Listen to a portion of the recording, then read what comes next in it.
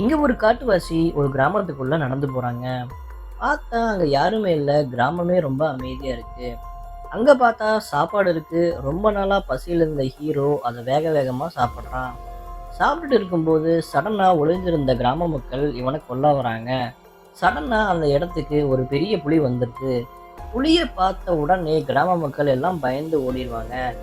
ஆனா நம்ம ஹீரோ மட்டும் அதுகிட்ட நான் தான் உன்னை காப்பாத்துனேன்னு சொல்லுவான். இத சொன்ன உடனே அந்த புலி அங்கிருந்து போயிரும். கிராம மக்களுக்கு ஒண்ணுமே புரியல. என்ன நடந்துச்சுன்னு ஹீரோ கிட்ட கேட்பாங்க.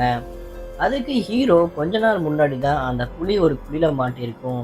அதிலிருந்து அந்த புலிய காப்பாத்திருப்பான். அத சொல்லுவான். சரின்னு ஹீரோவ கூப்பிட்டுட்டு போய் அவனுக்கு பெரிய விருந்தே வைப்பாங்க. இனிமேல் நீ தான் எங்க தலைவன்னு சொல்லுவாங்க. இவனுக்கு ஒண்ணுமே புரியல. பார்த்தா பல வருஷத்துக்கு முன்னாடியே இவங்க அப்பா என் பையன் வந்து உங்க எல்லாரையும் காப்பாத்துவான்னு அங்க நெறைய டிராயிங்ஸ் வரைஞ்சு வச்சிருப்பாரு. அவர் சொன்ன மாரியே அப்படியே இப்போ இங்க நடக்குது. அப்பதான் புரியுது ஹீரோவும் அவங்க அப்பாவ தேடி தான் இங்க வந்திருப்பான்.